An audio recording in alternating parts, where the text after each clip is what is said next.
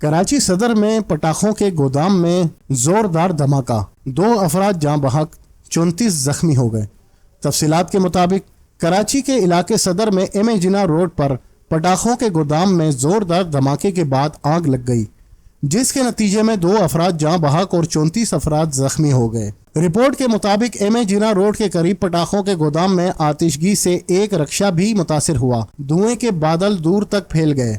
اطلاع ملتے ہی M C fire brigade کے 5 فائر ٹینڈر اور ایک اسنارکل روانہ کر دیا گیا۔ جائے وقوع پر پولیس اور رینجرز کی نفری روانہ کر دی گئی۔ حادثے کے بعد ایس ایس یو کمانڈوز جائے وقوع پر پہنچ گئے اور دیگر ریسکیو اداروں کے ساتھ ریلیف آپریشن میں مصروف ہو گئے۔ چھت پر محصور افراد کو بحفاظت نکال لیا گیا۔ ایس ایس پی ساؤتھ نے بتایا کہ دھماکے کے بعد گودام میں آگ بھڑک اٹھی۔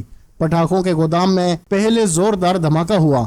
انہوں نے کہا کہ پٹاخوں کے گودام میں دھماکے سے آس پاس موجود عمارتوں کو بھی شدید نقصان پہنچا۔ دھماکے سے کئی عمارتوں کے شیشے ٹوٹ گئے، کئی افراد عمارت کے شیشے لگنے سے زخمی ہو گئے۔ ریسکیو احکام نے کہا کہ 34 افراد زخمی ہوئے۔